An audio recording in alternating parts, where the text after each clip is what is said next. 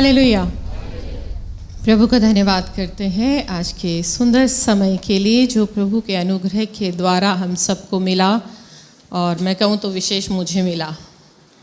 ये मौका मिला कि मैं परमेश्वर के वचन की सेवा देने जा रही हूँ, और जो वचन मैं दे रही हूँ मेरा ये कोई ऐसा टारगेट नहीं है कि मैं क्वायर को ही पॉइंट करूँ।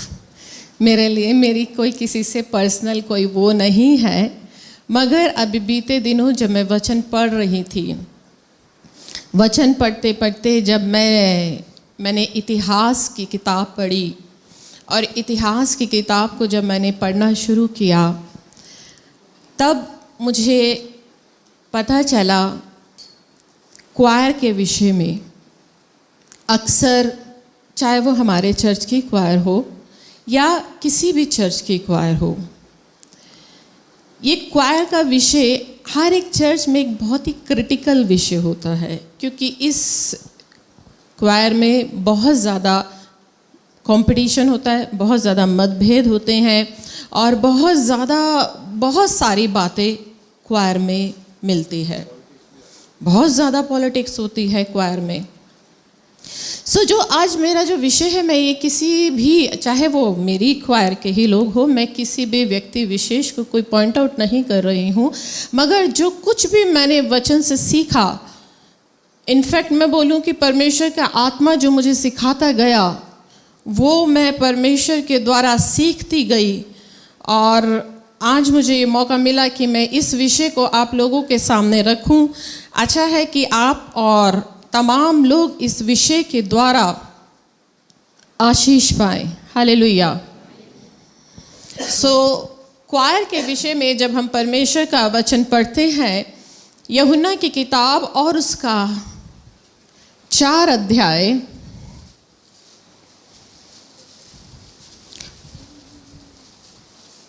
और उसका 23 पद में क्या लिखा है? परंतु वह समय आता है, वरन अब भी है, जिसमें सच्चे भक्त पिता की आराधना आत्मा और सच्चाई से करेंगे, क्योंकि पिता अपने लिए ऐसे ही आराधकों को ढूंढता है। परमेश्वर आत्मा है, और अवश्य है कि उसकी आराधना करने वाले आत्मा और सच्चाई से आराधना करें। बस। हालेलुया। यूहन्ना की किताब उसका 4:23 बताता है कि परमेश्वर अपने लिए ऐसे आराधकों को ढूंढ रहा है या ढूंढता है जो आत्मा और सच्चाई से उसकी आराधना करें। प्रभु को अच्छे सिंगर की तलाश नहीं है, अच्छे टैलेंटेड बजाने वालों की तलाश नहीं है। अगर हम परमेश्वर के वचन के अनुसार सीखें तो प्रभु का वचन ये बता रहा है, परमेश्वर अपने लिए ऐसे आराधकों को ढूंढता है जो उसकी आराधना आत्मा और सच्चाई से करें। जब कभी ये वचन आता है तो इतने समय से पहले जब मैं भी ये सोचती थी तो आत्मा का मतलब पवित्र आत्मा और सच्चाई का मतलब यीशु मसीह को जानना। यानी जो व्यक्ति यीशु मसीह को जान गया है और पवित्र आत्मा पाया है, इट मीन्स वो आत्मा और सच्चाई से आराधना कर रहा है। और हम परमेश्वर के वचन को पढ़कर एक ये समझिए कि अपना पीछा छुड़ा लेते हैं और अपने हाथ धो लेते हैं कि मतलब हम तो यीशु मसीह को जानते हैं और हम पवित्र आत्मा पाए हुए लोग हैं, तो इट मीन्स हमारे को ही प्रभु की आत्मा ढूंढ रही है, हमारी ही वर्शिप है। ये कह के हम छूट नहीं सकते हैं। अगर इस वचन को देखें तो प्रभु यीशु मसीह ने कहा परमेश्वर ऐसे आराधकों को ढूंढता है जो उसकी आराधना आत्मा और सच्चाई से करें। आत्मा को तो हमने पेंतिकोस्त के दिन पा लिया। हम सब पर आज जितने भी, चाहे हमारे यहाँ पर ये क्वायर के बच्चे हैं या आप लोग हैं, आप लोगों ने भी आत्मा को पाया है। मगर जब बात आती है सच्चाई की, तो सच्चाई मात्र एक यीशु मसीह को ही लेकर नहीं चल सकते हैं कि सच्चाई वचन में बहुत जगह पर सच्चाई वर्ड बोला गया है, सत्य वर्ड बोला गया है, मगर अक्सर मैंने कई प्रचार सुने हैं जहां पर सच्चाई और सत्य वर्ड को सीधा यीशु मसीह के साथ कनेक्ट कर देते हैं। मगर उसके अलावा भी सच्चाई है, यानी प्रभु को ऐसे आराधक चाहिए जो सच्चाई के साथ आराधना करें। सच्चाई क्या है? हम निकालेंगे इतिहास की किताब, पहला इतिहास और उसका 6 पद। पहला इतिहास 6:31 और 32। फिर जिनको दाऊद ने संदूक के भवन में रखे जाने के बाद यहोवा के भवन में गाने का अधिकारी ठहरा दिया, वह ये हैं, जब तक सुलेमान यरूशलेम में यहोवा के भवन को बनवा ना चुका, तब तक वह मेल मिलाप वाले तंबू के निवास के सामने गाने के द्वारा सेवा करते थे और इस सेवा में नियम के अनुसार उपस्थित हुआ करते थे। हालेलुया। यहाँ पर लिखा है कि जब दाऊद ने वो वाला भवन बना दिया टेंट का, जहाँ पर परमेश्वर का संदूक रखा जाता था, और जब तक सुलेमान ने वो मंदिर नहीं बनाया, इन बिटवीन उस टाइम के दौरान पर वहाँ पर लोगों को अपॉइंट किया गया था। यहाँ लिखा है, जब तक सुलेमान यरूशलेम में यहोवा का भवन को ना बनवा चुका, तब तक मिलाप वाले तंबू के निवास के सामने गाने के द्वारा सेवा करते थे। कैसे सेवा करते थे? गाने के द्वारा सेवा करते थे। यानी गाना, वर्शिप एक सेवा है।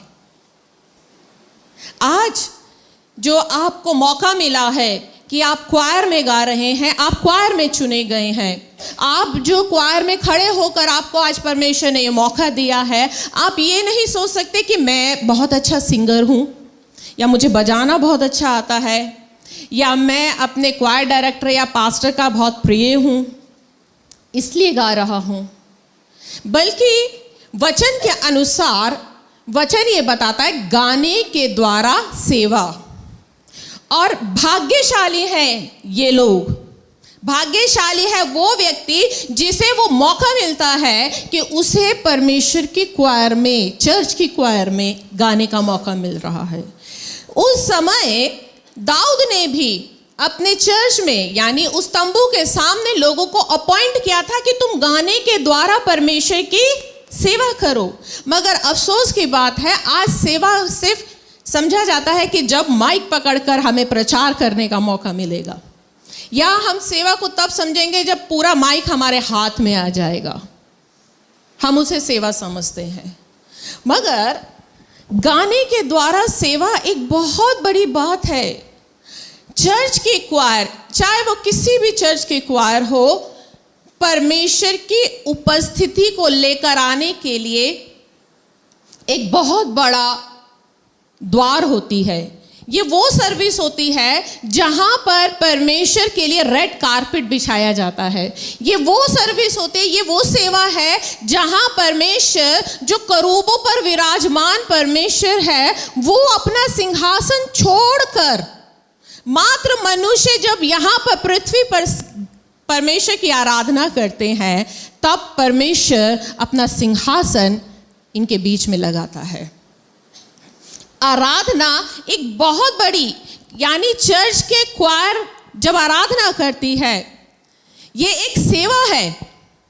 आप भले ही हो सकता है ये सोच रहे हो कि हम तो बहुत से लोग हैं जो यहाँ टाइम पास करने के लिए आते हैं।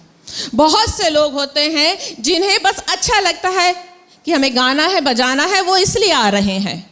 अगर उन्हें कहीं और अपॉर्चुनिटी मिलती है वो वहाँ चले जाते हैं, उन्हें सेवा से कोई मतलब नहीं है। इससे पहले हमारे चर्च में बहुत से लड़के लड़कियां आए, उन्हें जहां कहीं भी जंप मिला वो कूद के वहां चले गए। उन्हें सेवा से कोई मतलब नहीं है, उन्हें बस गाने का मौका चाहिए। अगर आपने गाने का मौका दिया तो ठीक है, नहीं तो कहीं हम पाला बदल लेंगे। मगर परमेश्वर का वचन बता रहा है कि गाना, क्वायर, ये क्वायर ये यहां पर नहीं है। ये तो दाऊद के ज़माने से चली आ रही है। और आपको पता है दाऊद के क्वायर में कितने लोग होते थे? अभी मैं आपको बताऊंगी उसके क्वायर में कितने लोग थे। ये सेवा उस समय से चली आ रही है और लिखा है निवास के सामने गाने के द्वारा सेवा करते थे। दूसरा नंबर, इस सेवा में नियम के अनुसार उपस्थित हुआ करते थे। यानी इस सेवा में कैसे उपस्थित होना है? मुंह उठा के। हाँ जी, कैसे उपस्थित होना है? नियम के अनुसार। यानी सेवा का कैसा होता है? नियम होता है। ऐसे नहीं है कि आपका मन किया आ गए, आपका मन किया नहीं आए, आपका मन किया आपने छोड़ दी, आपको आत्मा ने झुझोड़ा आप फिर आ गए। एक नियम है। दूसरा तीमुथियुस क्या बोलता है? यदि अखाड़े में लड़ने वाला नियम के अनुसार, विधि के अनुसार ना लड़े तो वो इनाम नहीं पाता। सेवा में, गाने की सेवा में भी नियम है। और नियम तो देखो हर चीज में है। अगर आप स्कूल में पढ़ते हो तो अगर स्कूल के रूल रेगुलेशन नहीं मानोगे तो स्कूल वाले बाहर कर देंगे। अगर आप किसी कोई सरकारी नौकरी कर रहे हो तो आपको सरकारी नौकरी के भी नियम मानने पड़ेंगे। सरकारी नौकरी के नियम नहीं मानेंगे तो वो उठा के बाहर कर देंगे। अगर आप कोई काम कर रहे हो, बिजनेस कर रहे हो, आप किसी संस्था से जुड़े हो, उस संस्था के भी नियम है। आप फौज में हो, आप फौज में एडमिशन लेते हो, उसके भी नियम है। हर चीज के नियम है, हर चीज के नियम है। मगर अफसोस की बात है जहां बात आती है चर्च की, सेवा की, तो यहां पर आदमी किसी भी नियम को फॉलो करना नहीं चाहता, क्योंकि वो ये सोचते हैं कि हम तो आत्मा पाए हुए लोग हैं, यानी आत्मा हमारी जैसी अगुवाई करेगा हम वैसे करेंगे। क्या उस जमाने के लोग ही क्या आत्मा पाए हुए लोग नहीं होंगे? आप ये बताइए, थे या नहीं थे? थे। मगर आत्मा पाए हुए लोग भी नियम के अनुसार परमेश्वर की सेवा करते थे। अगर आज आपको परमेश्वर की सेवा करनी है, चाहे कोई सी भी सेवा करनी है, अगर आपको माइक पकड़ के प्रचार करना है, आपको भविष्यवाणी करनी है, आपको वर्शिप करनी है, आपको कोई भी सेवा करनी है, तो आपको वो सेवा नियम के अनुसार करनी पड़ेगी। और अगर आप नियम के अनुसार नहीं करेंगे तो आप खुद ही जानते हैं कि यदि आप किसी भी काम को नियम के अनुसार नहीं करेंगे तो वो काम सफल नहीं होता है। जब कोई चीज़ आप बाज़ार से खरीद कर लाते हैं तो एक इंस्ट्रक्शन की पूरी मैनुअल लिखी होती है उस चीज़ की, यानी उस चीज़ के भी नियम है। अगर आप कोई टीवी भी खरीद कर ला रहे हैं, फ्रिज भी ला रहे हैं, वॉशिंग मशीन लाए, उसके भी अपने, उसको चलाने के, उसको कैसे ऑपरेट करना, उसके भी नियम हैं। तो आप सोचिए, जब हम उस महान परमेश्वर की सेवा में खड़े होते हैं तो ये सेवा बिना नियम के कैसे हो सकती है? आज ये सेवाएं नियम के आधार पर नहीं हो रही है, चाहे वो कोई भी चर्च क्यों ना हो। आप सब बातें अपने ऊपर मत ले लेना कि सारी बातें आप ही पर थोप रही हूं, ठीक है? क्योंकि ये बात वचन के हिसाब से है। जो वचन से मैंने सीखा है वो मैं आपको बता रही हूं।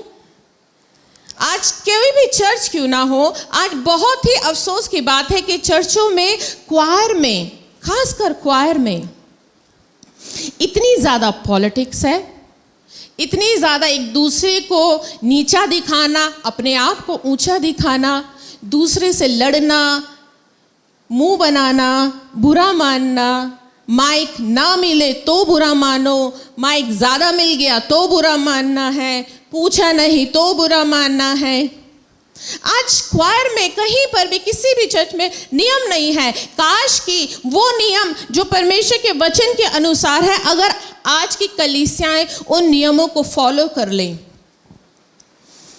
तो वो ज़माना जो परमेश्वर का उस समय था कि परमेश्वर स्वर्ग से उतरता था और हाथ के हाथ न्याय करता था, मैं समझती हूँ अगर आज आराधक वैसे हो जाएं तो आराधक में वो सामर्थ है आराधक वो सामर्थ रखता है कि परमेश्वर को स्वर्ग का सिंहासन छोड़कर नीचे लेकर आने के लिए मजबूर कर सकता है आराधक। मगर क्यों? क्योंकि आराधना करने वाले आज नियम के अनुसार आराधना नहीं करते हैं। इसका सबसे पहला नियम यदि हम लूका में देखते हैं, आप देखिए मत क्योंकि पढ़ा हुआ है, लूका उसका 7वां अध्याय में एक कहानी है। एक बार एक फरीसी प्रभु यीशु मसीह को अपने यहाँ खाने पर बुलाता है। जब खाने पर बुलाता है तब वहाँ पर एक स्त्री आती है, बहुत बार आपने सुना होगा, जो आंसू से प्रभु यीशु मसीह के पैरों को धोती है। आंसू से प्रभु यीशु मसीह के पैरों को धोती है और उसे बालों से पोंछती है, चूमती है। वो फरीसी मन में सोचता है अगर ये भविष्यवक्ता होता तो इसे पता होता कि ये तो एक पापी स्त्री है। प्रभु यीशु मसीह ने उसको उत्तर दिया, हे शिमोन, मैं तेरे घर पर आया, तूने मेरे हाथ नहीं धुलवाए, तूने मुझे चुम्मा ना दिया, तूने पैर नहीं धुलवाए, मगर जब से मैं यहाँ पर आया हूँ इस स्त्री ने मेरे पैरों को आंसू से धोना और उनको चूमना नहीं छोड़ा। तब प्रभु यीशु मसीह उसको एक एग्जाम्पल देते हैं कि किसी व्यक्ति के 2 देनदार थे, एक जो 50 दिनार दरता था, दूसरा उससे ज़्यादा दरता था।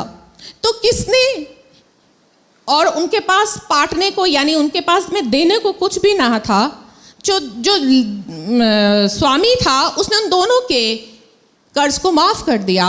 तो तेरी नज़र में कौन ज़्यादा प्यार करेगा? उसने कहा वही जिसके ज़्यादा कर्ज क्षमा हुआ। प्रभु यीशु मसीह ने उसको उत्तर दिया, ठीक ऐसे ही ये मुझे अधिक प्यार दिखा रही है क्योंकि इसके अधिक पाप क्षमा हुए। नंबर 1, अगर आपको परमेश्वर की वर्शिप करनी है, आराधना में खड़ा होना है, आराधना का सबसे पहला अगर मैं आपको नियम बताऊं, ज़रूरी है कि आप नए जन्म पाए हुए होने चाहिए। आपके पास पापों की क्षमा का अनुभव होना चाहिए, क्योंकि अगर आपके अंदर पापों की क्षमा का अनुभव है तो आप उस स्त्री के समान होगे जो यीशु मसीह के पैरों को अपने आंसू से धोती है और बालों से पोंछती है, क्योंकि आपकी आराधना में वो प्रेम टपकेगा। आज आप उस फरीसी के समान बन जाते हो जो यीशु मसीह को अपने घर में तो बुलाता है, आप आराधना तो कर रहे हो, मगर क्योंकि आपके अंदर वो प्यार नहीं है। प्यार क्यों नहीं है? क्योंकि आपके अंदर पापों की क्षमा का अनुभव ही नहीं है। मुझे माफ करना, मगर मुझे कहना पड़ेगा, आप में से इतने ऐसे लोग बैठे हैं जिनके अंदर पापों की क्षमा का अनुभव ही नहीं होगा, नया जन्म पाए हुए नहीं होंगे। यीशु मसीह के पास में जब निकोदेमुस आया तो निकोदेमुस को भी प्रभु यीशु जो बुजुर्ग व्यक्ति यीशु मसीह पर विश्वास कर रहा है, वो यीशु मसीह पर विश्वास कर रहा है, जो व्यवस्थापक था, जो फरीसी था, जो ज्ञानी था, वो यीशु मसीह के पास में आ रहा है। तो भी प्रभु यीशु मसीह ने उस तक को बोला, यदि तुम नए सिरे से ना जन्मो तो मेरे स्वर्ग के राज्य को कभी भी नहीं देख पाओगे। आज आराधना के लिए बहुत से, चाहे वो हमारी ही क्वायर है चाहे बाहर की क्वायर है, ऐसे आराधक माइक पकड़ के गाते हैं जिन्हें नया जन्म प्राप्त नहीं हुआ। क्योंकि उनके अंदर नया जन्म नहीं है, उनके अंदर पापों की क्षमा का अनुभव नहीं है, उन्होंने परमेश्वर के प्रेम को फील ही नहीं किया, उन्हें पता ही नहीं है कि परमेश्वर कैसा प्रेमी परमेश्वर है, कैसा दयालु परमेश्वर है जो मेरे हर एक गुनाह को माफ कर देता है। वो कैसे उस यीशु मसीह के पैरों को आंसू से धो पाएंगे जिनके आंसू ही नहीं निकले? वो आराधना कैसे टूट कर पाएंगे? मैं बहुत बार, कई बार भैया से कहती हूँ, भैया को अभिषेक लगता है, मगर मुझे सच बताऊँ तो मुझे अपनी चर्च की आराधना में बहुत बार ऐसा होता है कि मुझे अभिषेक फील ही नहीं होता। अच्छी सिंगिंग है, प्रैक्टिस अच्छी होती है, मगर मुझे नहीं लगता अभिषेक।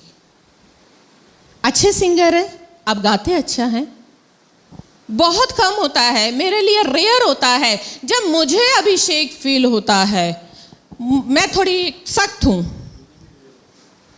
हाँ, बहुत रेयर होता है। आप अच्छा गा सकते हैं, आप अच्छा गा रहे हैं, आप उस फरीसी के समान हैं, क्योंकि आपने यीशु मसीह को अपने घर में तो उतार लिया। आप ये यहाँ खड़े होकर गा तो रहे हैं, मगर क्योंकि आपके अंदर पापों की क्षमा का अनुभव ही नहीं है। उस स्त्री ने यीशु मसीह के पैर धोकर, उनको चूम कर ये आराधना का साइन दिया था। ये आराधना थी उसकी। आज ऐसे आराधक मिलते ही नहीं हैं।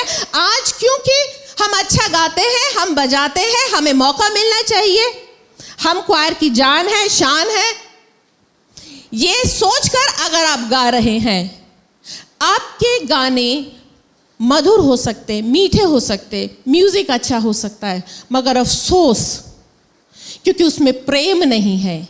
प्रेम क्यों नहीं है? क्योंकि पापों की क्षमा का अनुभव ही नहीं है।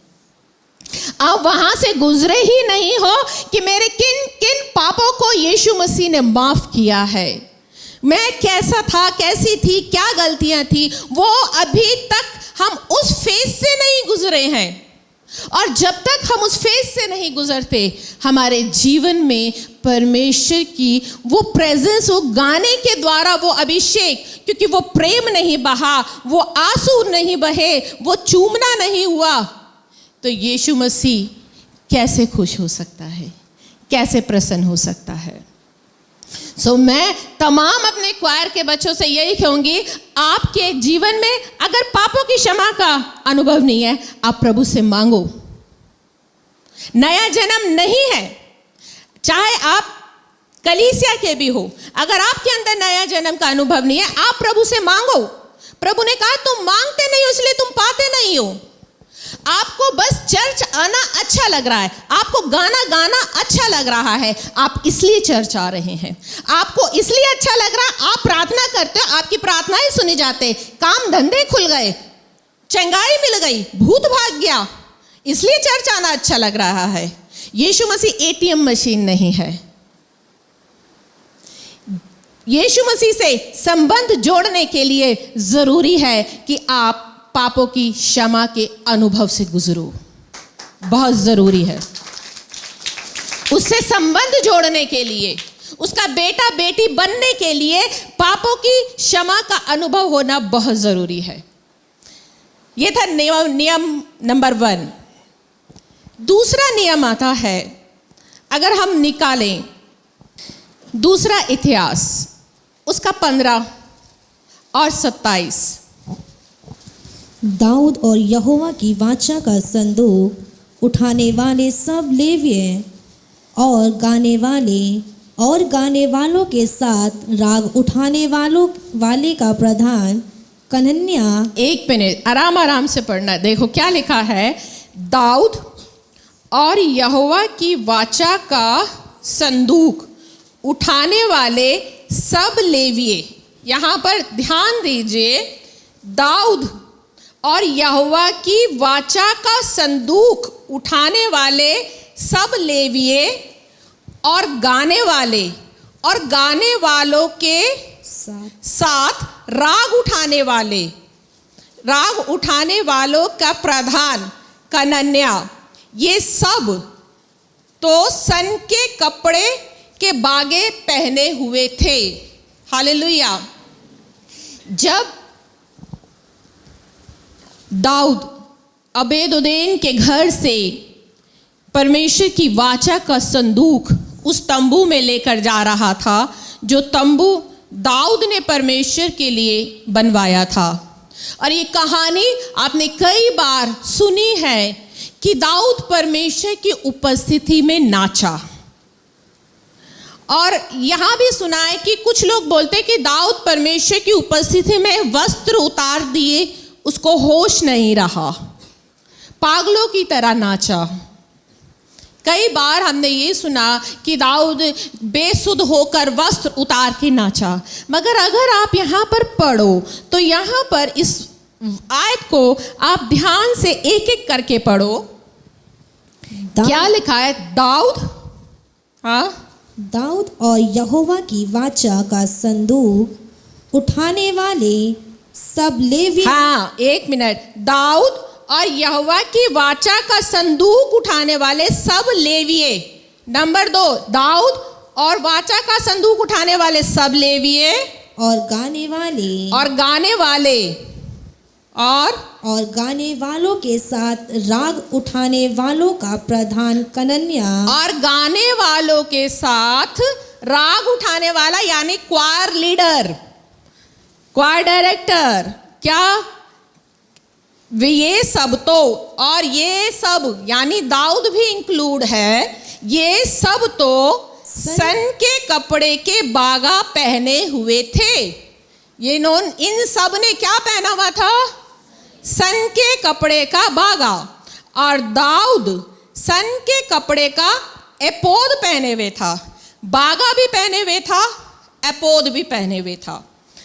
इसके आगे, इस प्रकार सब इज़राइली यहोवा की वाचा के संदूक को जय जयकार करते और नरसिंगे, तुरहिया और झांझ बजाते और सारंगियां और वीणा बजाते हुए ले चले। हाँ जी, यानी परमेश्वर की जब वाचा का संदूक उठाया जा रहा था, तब दाऊद लेवियों के साथ में, गाने वालों के साथ में, क्वायर डायरेक्टर के सामने, जो क्वायर का प्रधान, गाने वालों का प्रधान था, उनके साथ याजक के कपड़े पहनकर परमेश्वर की वाचा का संदूक उठाकर चल रहा था और वहां पर परमेश्वर की वर्शिप हो रही थी। वर्शिप के समय सब लोग याजकीय वस्त्र पहनकर चल रहे थे। नंबर 2, ध्यान दीजिए, याजकीय वस्त्र, याजक के वस्त्र पहने हुए थे दाऊद ने, लेवियों ने, प्रधान ने, राग उठाने वालों ने। कोई भी ऐसे ही कपड़े पहनकर नहीं आ गया था। याजक के कपड़े एक बहुत बड़ा साइन है और सन के कपड़े पहने हुए थे। प्रकाशित वाक्य में सन के कपड़े का मतलब होता है शुद्ध महीन मलमल, और ये वो कपड़े हैं जो दूल्हे के आगमन पर दुल्हन पहनती है। और प्रकाशित वाक्य बताता है शुद्ध महीन मलमल का अर्थ है पवित्र लोगों के धर्म के काम। हालेलुया। यानी जब आप वर्शिप में खड़े हो तो जरूरी है कि आप अपने आप को पूरी तरीके से धार्मिकता के वस्त्रों से ढांको, आपकी नग्नता ना दिखाई दे। पुराने जमाने में जब याजक के वस्त्र बने थे, तब याजक को खास इंस्ट्रक्शन दी गई थी कि उसका कहीं से भी नंगापन नहीं दिखना चाहिए, जबकि उसने पूरा गाउन, जमीन टच करता हुआ गाउन पहना था। उसके नीचे भी वो जांघिया पहनता था कि जब वो जाए तो उसका नंगापन भी फर्श में ना पड़े। परमेश्वर को नग्नता बर्दाश्त नहीं है, समझे? नग्नता, हल्की सी भी नग्नता आराधना में बर्दाश्त नहीं है। वो ऐसी आराधना नहीं चाहता कि नंगापन, आत्मिक नंगापन। आज में से कितने लोग हैं, कितने आराधक हैं जो अपने आप को धर्म के कामों से सजाकर परमेश्वर की आराधना करते हैं, एक दूसरे के प्रति कड़वाहट लेकर, जलन लेकर, शिकायत लेकर यहां माइक पकड़ते हैं, ऊंचे स्वर से हालेलुया प्रेज द लॉर्ड बोलते हैं। आपको क्या लगता है परमेश्वर क्या हल्का है? ये वही परमेश्वर है।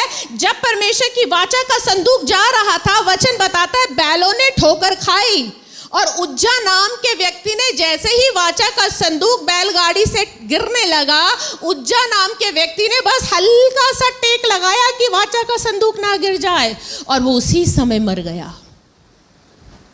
परमेश्वर ने इजराइलियों को बोला था, मैं पवित्र हूं और कभी भी मुझे हल्का मत समझना, क्योंकि मैं भस्म करने वाली आग हूं। आज माइक पकड़ के गाना बहुत आसान है। हाँ जी, बिना क्यों? क्योंकि वो परमेश्वर की उपस्थिति थी, प्रेजेंस थी। बिना वाचा के संदूक आप बिना आराधना के ले जा नहीं सकते थे। और उस आराधना का भी नियम क्या था? पवित्रता से अपने आप को सजाना। या खड़े होने से पहले जरूरी है कि जा पहले अपने भाई से मेल मिलाप कर ले, जा पहले दूसरे को तू माफ कर दे। जहां जितने भी तेरे मन में कड़वाहट है, शिकायत है, बैर है, उन सब को भुलाकर आ अपने आप को। ये नहीं कि आज हमारे कितने ही क्वायर के ऐसे बच्चे हैं जो रात भर फोन चलाते हैं, इंस्टाग्राम पर होते हैं, ऑनलाइन होते हैं, स्नैपचैट चलाते हैं, फेसबुक चलाते हैं, यूट्यूब पे वीडियो देखते हैं और फिर वो सुबह यहाँ पर वर्शिप करने के लिए खड़े हो जाते हैं। आपको क्या लगता है परमेश्वर को दिखाई नहीं दे रहा? आप ऐसा करके परमेश्वर का दंड, जो शायद प्रकट रूप में अभी आपको समझ ना रहा हो, दिखाई ना दे रहा हो, क्योंकि कहते हैं परमेश्वर की लाठी में आवाज नहीं होती है ना, पड़ती है तो आवाज नहीं होती। मगर मैं कहूं, मैं ये चाहती हूं कि प्रभु जब आपकी लाठी पड़े तो आवाज होनी चाहिए, क्योंकि जब पड़े तो पता तो चले क्यों पड़ रही है। इंसान को पढ़ती भी है तो समझ नहीं आती है ना, इसलिए वो गलती पे गलती करता रहता है। अच्छा होता परमेश्वर अपनी लाठी में आवाज देते, पढ़ती इंसान को पता चलता कि इसलिए पड़ी है, और फिर वो आगे को अपनी गलती दोहराता नहीं। आज यहां आकर ऊट पटांग अपने कितने ही ऐसे बच्चे हैं जो चर्च की क्वायर में जब खड़े होते हैं वो आत्मिक रीति से नंगे पाए जाते हैं और वो परमेश्वर की आराधना के लिए खड़े हैं। ये वो परमेश्वर दाऊद राजा तक अपने आप को ऊपर से नीचे तक कवर करके उस परमेश्वर की आराधना में नाच रहा है, जिसे शाऊल की बेटी ने पागल बता दिया था। वचन बताता और जिंदगी भर बांझ रही, उसके फिर आगे कोई बच्चा नहीं हुआ।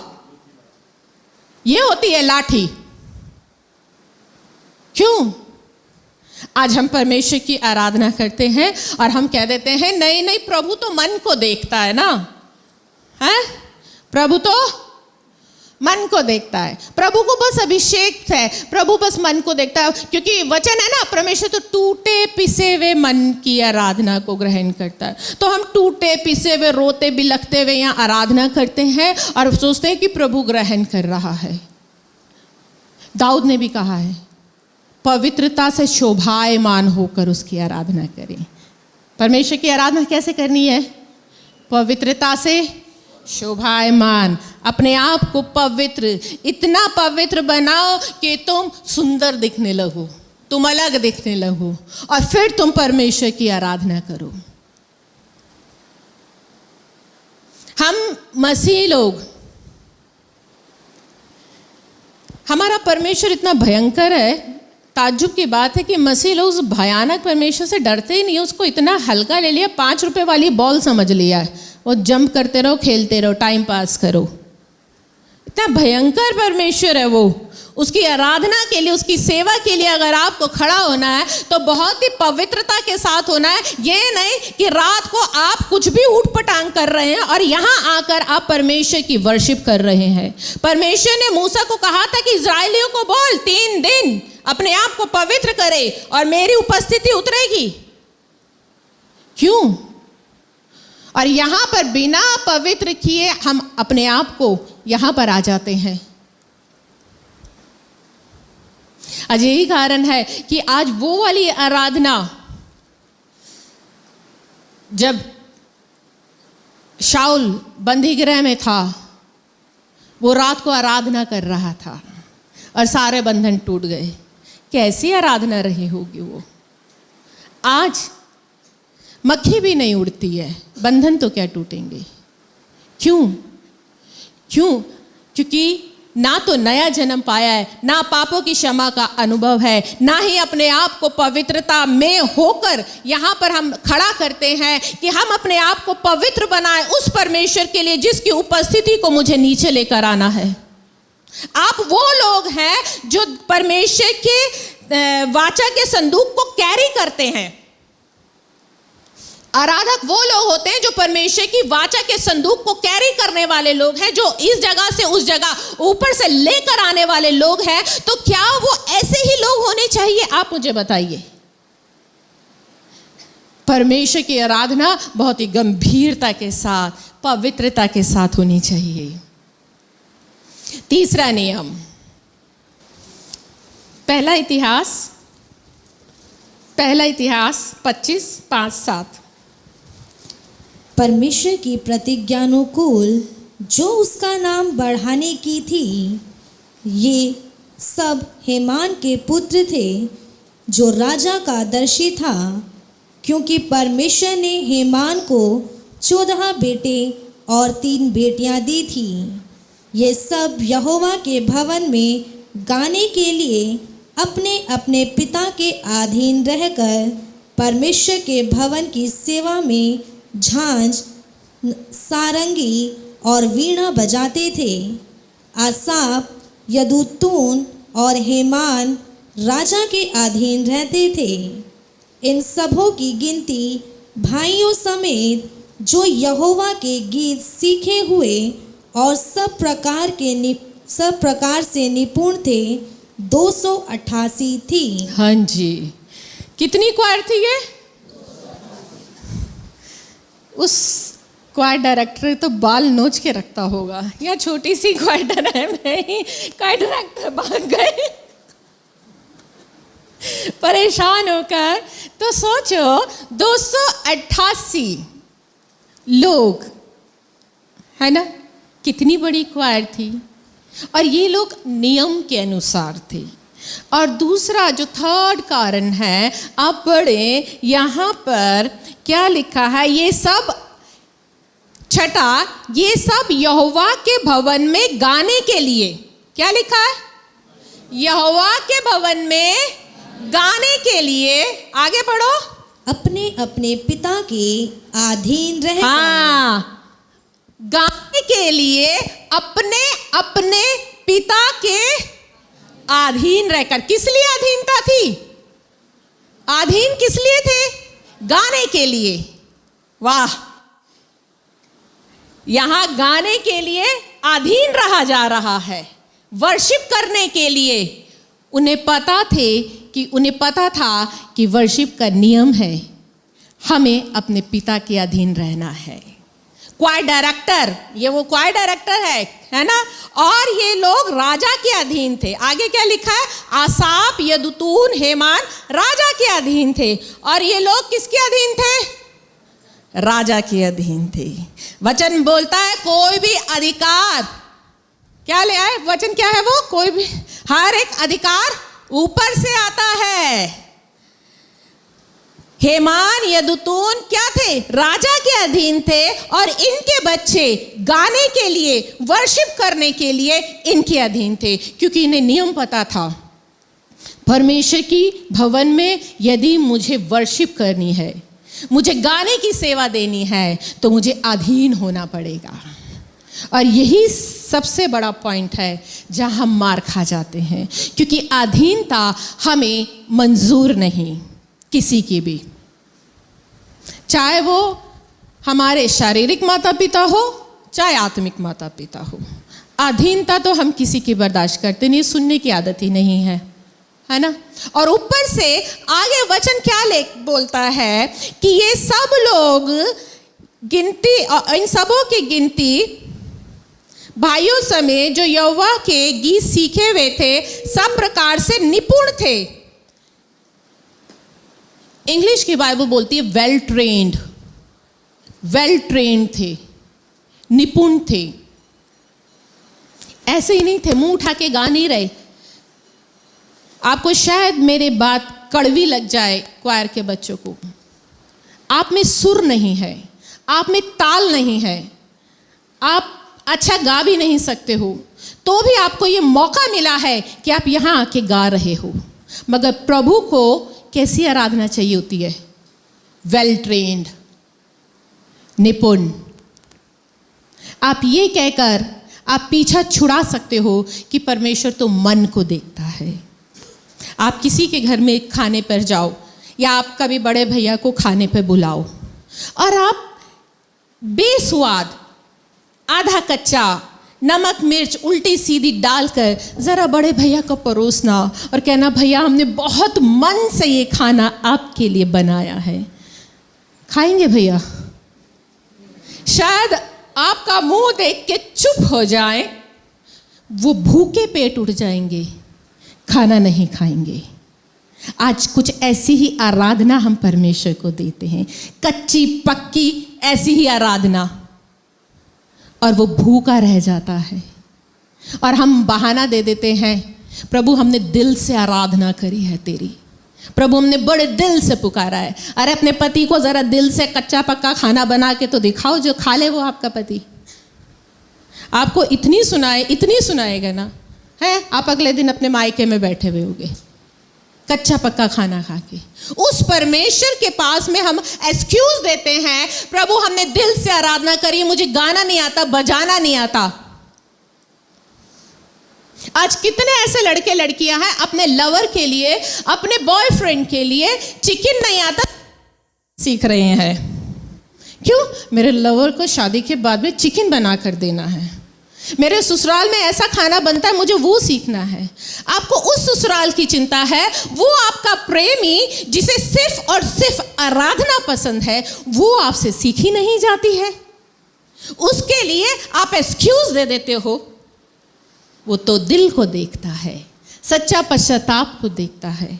उसकी क्वायर में वेल ट्रेन्ड लोग थे, उसे वेल ट्रेन्ड वर्शिप ही भाती है, उसे नियम के अनुसार वर्शिप ही भाती है, उसे ऐसी आराधना पसंद होती है जो अधीनता में होकर होती है। आज हम अधीन नहीं है, जरा सा भी अगर हमसे कोई तड़िंग मड़िंग कर देता है तो हम अपने घर में बैठना में देर नहीं लगाते हैं, क्वायर को छोड़ने में, दूसरी क्वायर ज्वाइन करने में हम टाइम नहीं लगाते हैं, क्योंकि हमें अधीनता पसंद नहीं है। उस जमाने के लोग, लिखा है, अपने पिता के अधीन थे गाने के लिए। मुझे गाना गाना है, मुझे अपने पिता के अधीन रहना है, मुझे प्रभु की सेवा करनी है। आज ऐसी वर्शिप कौन सा चर्च करता है? कौन सी ऐसी क्वायर है जिस क्वायर के लोग नया जन्म पाए हुए हों, जिस क्वायर में पवित्रता से शोभायमान होकर अपने आप को सजा लेते हो, जिस क्वायर में वेल ट्रेन्ड हो और तो भी वो अधीन हो। वेल ट्रेन्ड होने के बाद में हम अच्छा बजा लेते, अच्छा गा लेते हैं, तो भी अधीनता हो। इसी को दीनता बोलते हैं, कि हमें बहुत अच्छा आता है, बजाना आता है, बहुत अच्छा गाना भी आता है, तो भी हम अपने सामने वाले उस व्यक्ति के, पास्टर के, प्रचारक के और अपने क्वायर डायरेक्टर के अधीन हैं। इसी को दीनता बोलते हैं। जब आपको सब कुछ आता है, आप तो भी आप सामने वाले के सामने अपने आप को छोटा बनाते हो, यही दीनता है और यही आराधना परमेश्वर को भाती है। परमेश्वर को वो आराधना नहीं भाती है कि आप बहुत अच्छा गा रहे हो, आपकी आराधना में भले ही लोग म्यूजिक अच्छा होगा तो लोग नाच लेंगे, क्योंकि नाचने की आदत होती है, उसे आप अभिषेक नहीं बोल सकते हैं। अगर आज कलीसिया को भी वो ऐसे ही आराधकों को ढूंढ रहा है, वचन क्या कह रहा है? वो ऐसे आराधकों को ढूंढ रहा है जो आत्मा से, सच्चाई ये है कि नियम के अनुसार की जाए। सच्चाई ये नहीं है कि आपने यीशु मसीह को जान लिया है और माइक पकड़ के आप गा रहे हो, आपको नियम और कायदे कुछ भी नहीं पता। यदि आप उस आराधना को नियम के अनुसार नहीं करोगे तो आपकी आराधना जीरो हो जाएगी, और अंत के समय में जब आप उसके सामने खड़े होगे, आप उसको अपनी आराधनाओं का जब अकाउंट दे रहे होगे ना, तो आप जीरो गिने जाओगे, क्योंकि कोई भी आराधना नियम के अनुसार गाई ही नहीं गई। हालेलुया। सो जरूरी है कि हम परमेश्वर के सच्चे आराधक बने। आप ये मत सोचिए कि ये खाली क्वायर के लिए है, ये एक विश्वासी के लिए भी है। आज कलीसिया जो एक जमाने में टच फोन तक नहीं चला सकती थी, आज कलीसिया के लोग स्मार्टफोन चला रहे हैं, सीख लिया, इंस्टाग्राम सीख लिया है, रील बनाने में कई बार मैं इंस्टाग्राम में देखती हूँ कई बार मैं ऐसे ऊट पटांगों को लोगों को देखती हूँ जो रील बना रहे हैं, और अगर उनसे बोला जाए प्रभु की आराधना के लिए तो वो अपने आप को कहते हैं हमें आती ही नहीं, हमने सीखा ही नहीं, हमें कुछ आता ही नहीं। अरे भैया, आप जिस परमेश्वर को जानते हो ना, वो ऐसा है जो अनपढ़ को भी बाइबल पढ़ना सिखा देता है। तो क्या वो आपको आराधना करनी नहीं सिखाएगा? कभी कहा आपने उससे कि प्रभु मुझे आराधना करनी सिखा, मैं सुर में गाना चाहती हूँ, प्रभु मैं तेरी आराधना के लिए गाना सीखना चाहती हूँ। मैंने भी सीखा था गाना, खुश हो गया थोड़े ही दिन बाद। मुझे भी शौक था कि प्रभु मुझे आराधना करनी है, मगर कायदे के साथ करनी है। बेसुरी आराधना मुझे पसंद नहीं। क्या आप आज सब कुछ सीख सकते हैं? आज संसार इतना ज़्यादा 3G 4G और पता नहीं कितने जी आएंगे, आप हर जी में अपने आप को एक्सपर्ट कर लेंगे। जितने भी जी लगेंगे आप उतने ही स्मार्ट आप होते जाएंगे, मगर उतने ही ज़्यादा फूहड़ आज लोग मसीहत में हैं। वचन के नाम पर बोलो हमसे वचन आता ही नहीं है। अरे भैया, आपको स्मार्टफोन चलाना आता है, मैं यही सोचती हूँ। सब कुछ आता आपको, आप कैसे कह सकते हो कि आपको नहीं आता है? अगर आपको स्मार्टफोन चलाना आ गया, इंस्टाग्राम अकाउंट बनाना आ गया, आपको रील बनानी आ गई है, व्हाट्सएप, स्नैपचैट और पता नहीं कितने आजकल ऐप आ गए हैं। कई बार अगर आप अपने बच्चों के फोन को भी चेक करोगे ना, तो इतने ऐप मिलेंगे, समझ में नहीं आता कितने ऐप आ गए हैं, और वो छोटे छोटे बच्चे उन सारे ऐपों को चला रहे होते हैं। मगर परमेश्वर की आराधना के समय में, परमेश्वर की सेवा में हम फूहड़ बन जाते हैं। और मैं आपको सच बताऊं, प्रभु को ये फूहड़पन पसंद नहीं है। प्रभु को स्मार्ट लोग पसंद है, जो परमेश्वर के लिए सीखने के लिए तैयार होते हैं। और परमेश्वर आशीष भी स्मार्ट को देता है, जैसे याकूब था। प्रभु आप सब लोगों को आशीष दे।